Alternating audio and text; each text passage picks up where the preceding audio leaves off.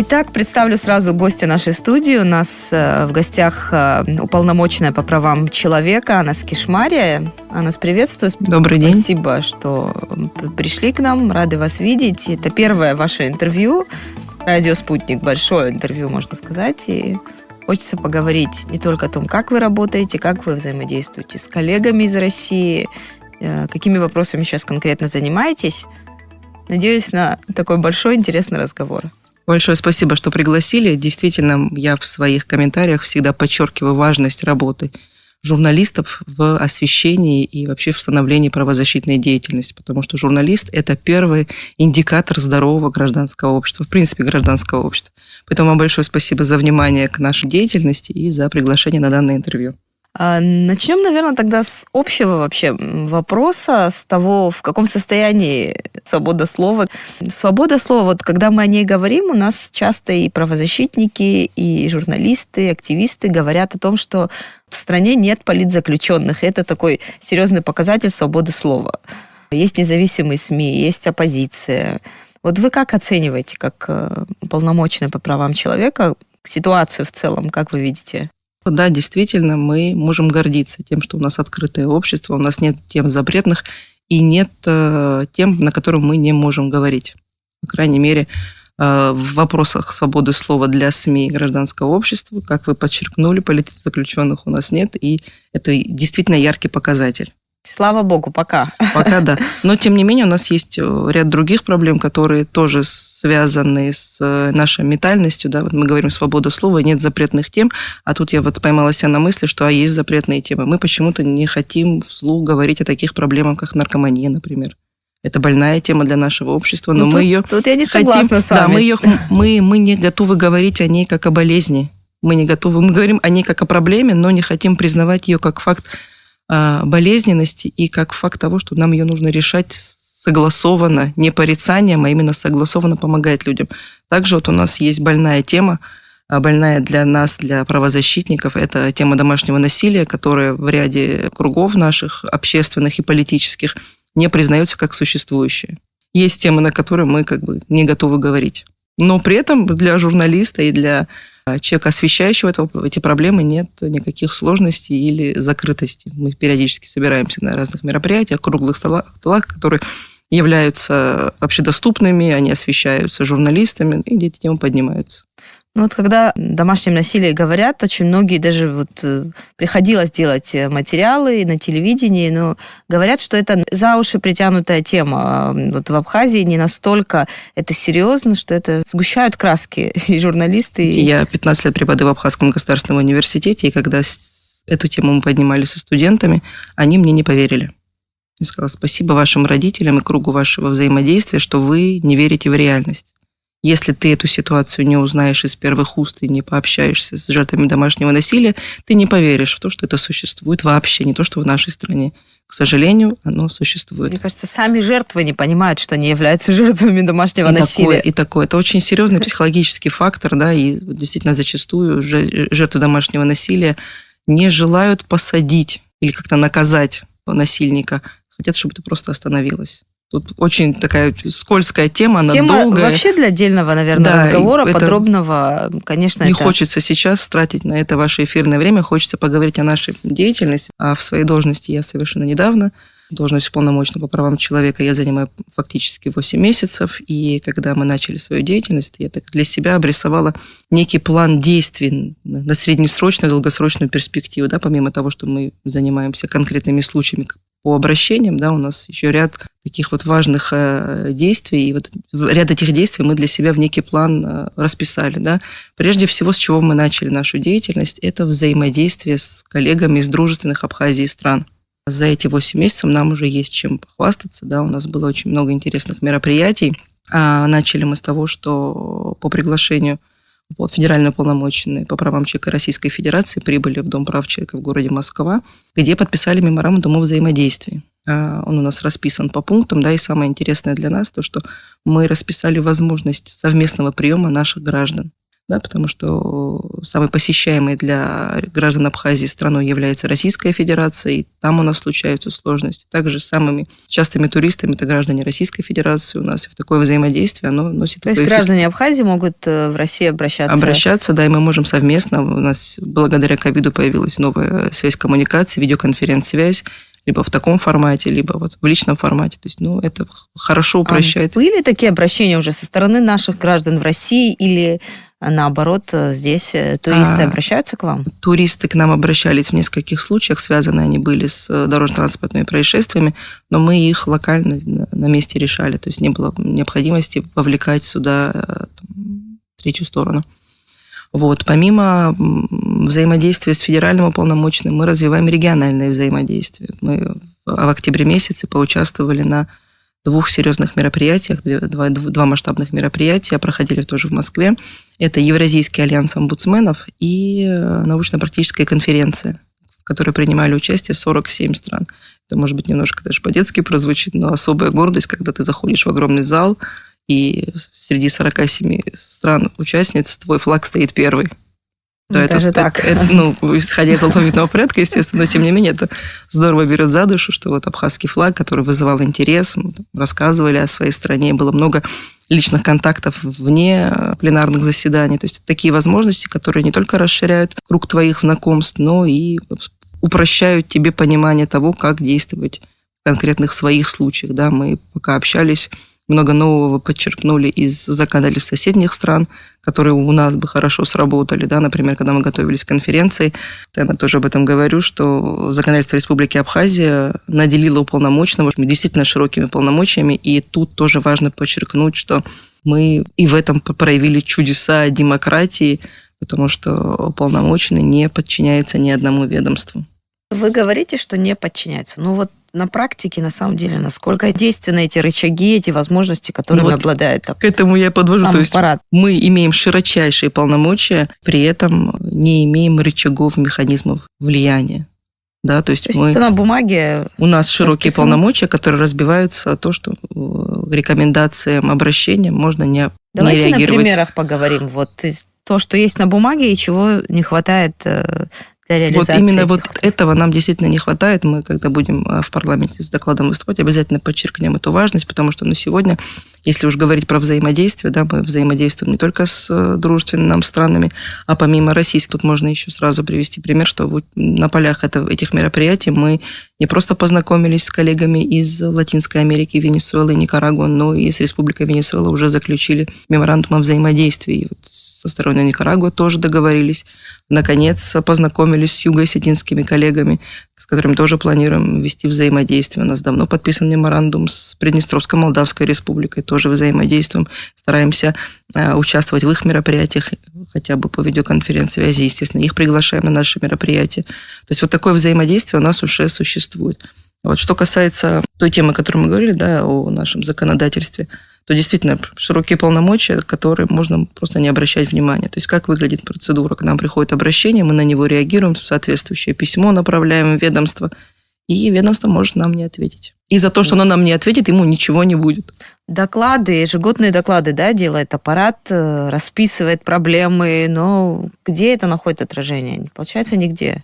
Пока мы не видим серьезных подвижек, мы ежегодно рассказываем в докладах о состоянии наших тюрем, о технических оснащениях медицинских учреждений. Но, к сожалению, пока серьезных подвижек мы не наблюдаем. Давайте договорим про сотрудничество с российскими коллегами. С помощью, как я понимаю, этих контактов вы выходите на уровень международный. В чем заключается этот обмен? Я понимаю, обмен опытом, законодательная база. Вы говорите, что какие-то инициативы можно перенять у них. Что еще?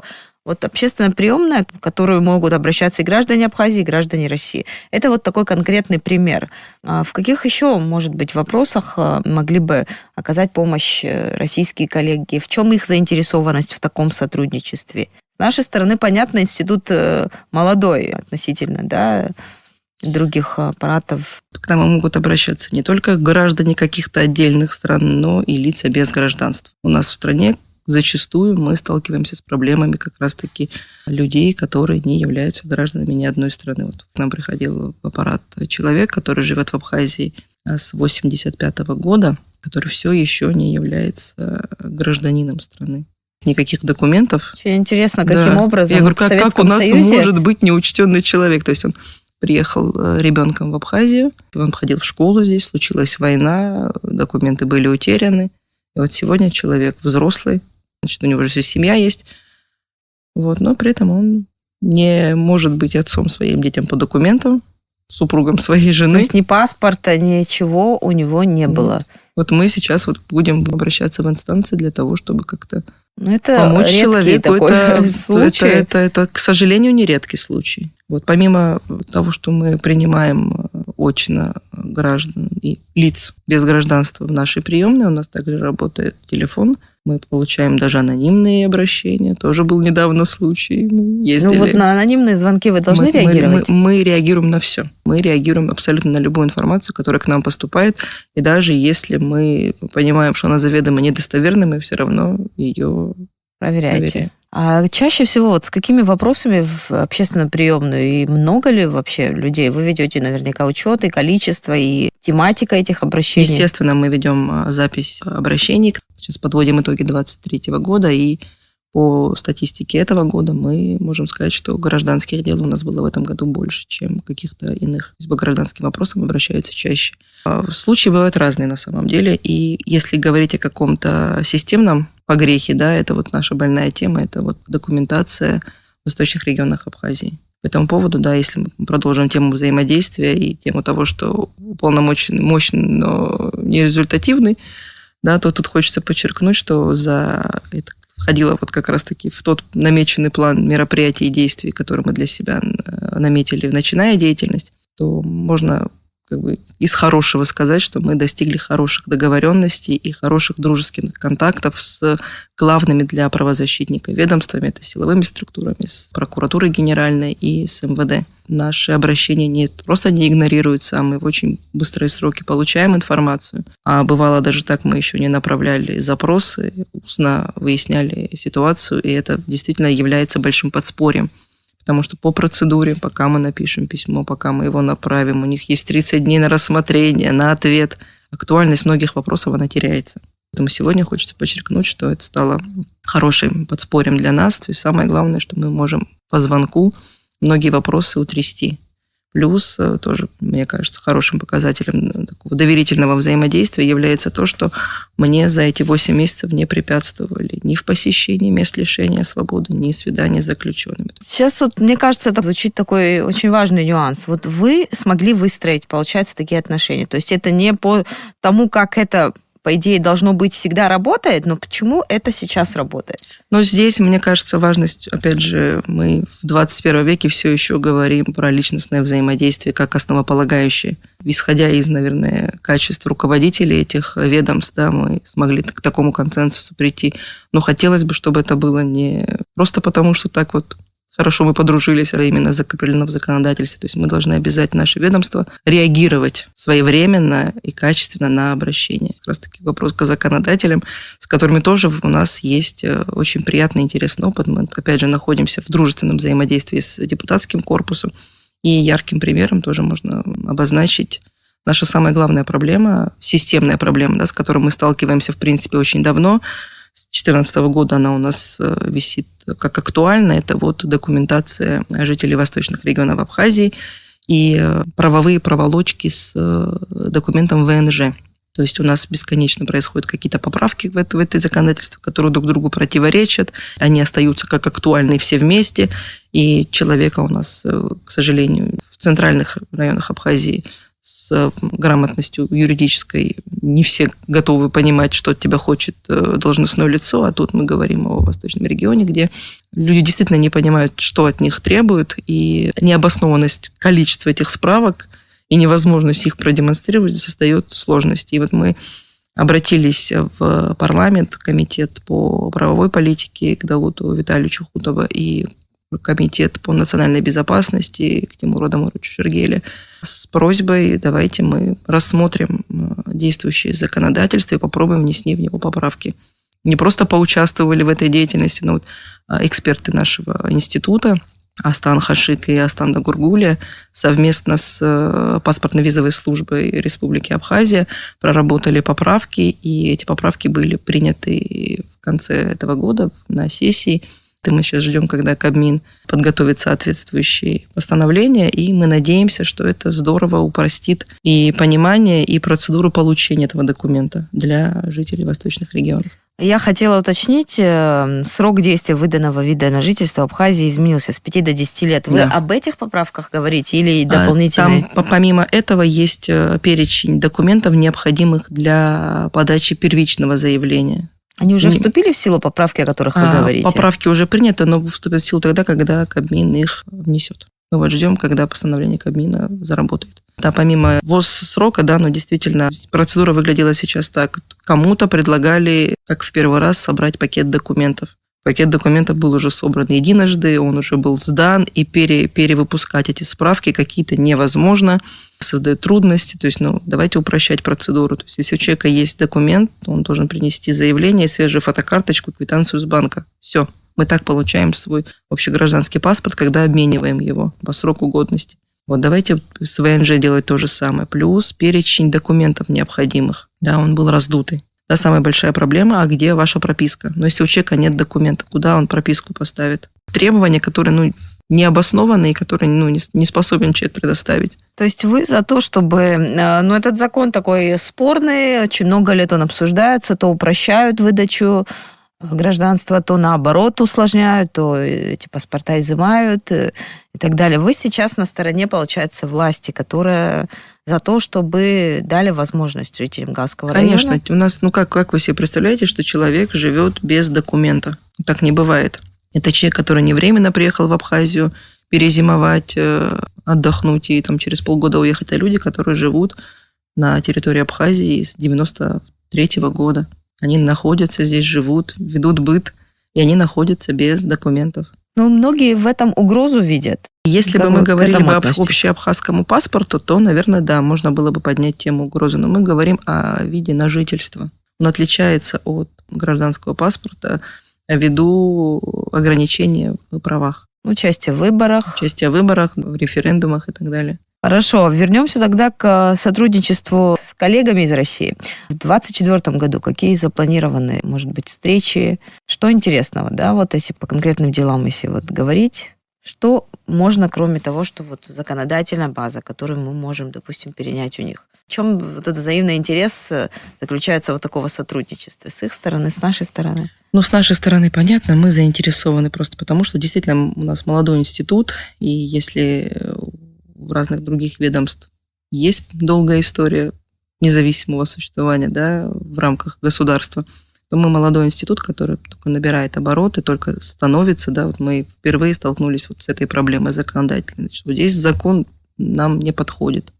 Да, мы хотим, помимо широких полномочий, еще и требовать, как раз таки, когда мы готовились к мероприятиям, на которые мы ездили в Москву в октябре месяце на конференции, мы там как раз для себя подчеркнули, что региональные омбудсмены основываются на региональных законодательствах.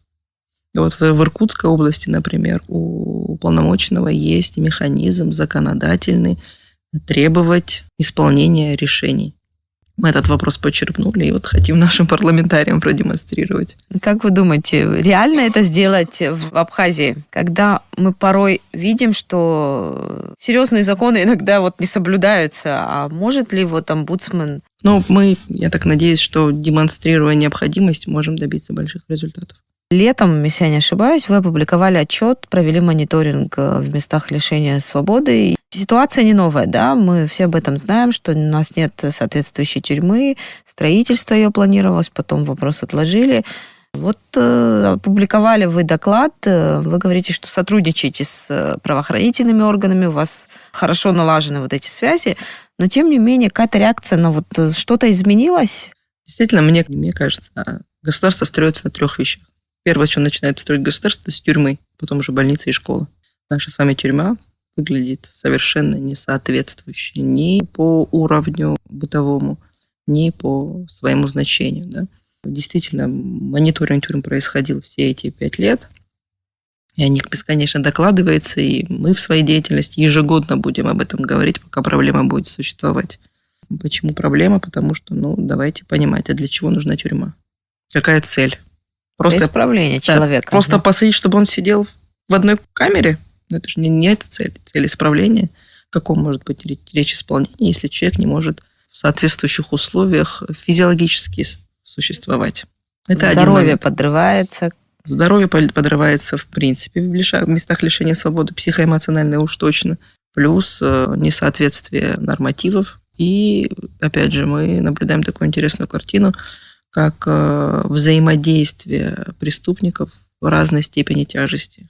К сожалению, когда человек совершает относительно незначительное правонарушение и получает незначительный срок за него, он сидит с рецидивистами, с опытными участниками преступной деятельности, которые образ жизни, это вот вернуться еще обратно больше в тюрьму. Да, то есть процесс. Он вовлекается, его вовлекают в эту деятельность, да, он знакомится с этой субкультурой поподробнее и взаимодействует. То есть мы его на курсы повышения квалификации отправили, а не на исправление. То есть это большая проблема. И когда вот парламент объявлял амнистию, да, в эту амнистию был большой перечень лиц, которые входят, да, и вот особенно хочется еще раз подчеркнуть, что в эту категорию вошли лица, совершившие впервые преступления и незначительным сроком отбывания, да, меньше 3 лет, да, это незначительно у нас идут. Эта амнистия отличилась тем, что очень много коррупционных дел попало под эту амнистию. Как вы к этому отнеслись? Страна недополучит большое количество денег, которые как бы по судебным делам можно было бы... К этой амнистии можно по-всякому относиться, да, и когда депутаты о ней говорили, они понимали, что все-таки будут много спорных тем. Но так как, если бы это пошла бы какая-то персонализация, да, потому что дело одно, а степень тяжести у этого дела разная, да, они ушли от персонализации, дабы не было какого-то в их действии заинтересованного умысла, но, тем не менее, вот под эту амнистию попали люди, которым хотелось бы пожелать посидеть еще, но... Некоторые в розыске, они еще даже не отсидели ни один день, и они уже попадают под амнистию. Есть и такие примеры интересные. Такая палка о двух концах, о которой мы тоже много раз уже говорили, но еще раз, исходя из того, кто туда в эту амнистию попал, мне хочется сказать, что лучше, конечно, этих людей изолировать от этих мест лишения свободы, где шансов больше повторить, нежели исправиться. Плюс наша женская категория лиц, отбывающие наказание, они сидят у нас в МВД. Там сегодня делается посильный ремонтик, но это не то, чего бы хотели бы, наверное, сами сотрудники. Да, потому что бесконечное закрашивание. Ну, а некоторые ждут исполнения наказания до совершеннолетия детей, а за 14, там, сколько лет им ждать еще? Ситуация может измениться, они могут, там, обстоятельства измениться, они могут подать какие-то повторные заявления. Так что, конечно, это большой разговор отдельно про тюрьму, про то, как вообще система наказания у нас в стране устроена, но я думаю, мы в будущем обязательно вернемся к этой теме. Спасибо, что пришли к нам в студию. Мы рады вас видеть. Будем еще раз. И обязательно вернемся к этим темам, о которых мы так немного успели поговорить.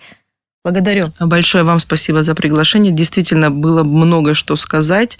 И тем у нас на самом деле много. И в 2 словах о них не скажешь. Мы даже не приступили к обсуждению планов на будущее, хотя планы мы себе тоже ставим достаточно амбициозные. Давайте коротко. Да, давайте. Мы обязательно будем продолжать развитие взаимодействия. Мы уже запланировали мероприятия и в Москве, и планируем участвовать в нескольких мероприятиях на территории Российской Федерации. И, конечно, вот мы в этом году провели в преддверии празднования 75-летия принятия Декларации о правах человека, мы провели в АГУ первую международную практическую конференцию, на которую по видеоконференц-связи к нам присоединились коллеги из Южной Осетии, из Москвы, Приднестровья, Ярославля. Мы планируем ее провести уже очно, пригласить коллег, студентов из российских вузов, там, молодежный совет при уполномоченном федеральном к нам сюда, и темой будет как раз-таки 30-летие нашей Конституции, и к этому мероприятию мы тоже будем готовиться. В общем, планов очень много, они достаточно амбициозные, но вполне себе решаемые. Желаем вам, естественно, удачи. Будем, конечно, это все обсуждать, и у нас в эфире с большим удовольствием это сделаем. Спасибо. Я напомню нашим слушателям, у нас в студии была уполномоченная по правам человека Анна Скишмария. Говорили мы о состоянии прав человека в стране и о взаимодействии с коллегами из России в вопросах прав человека. Это был «Взаимный интерес».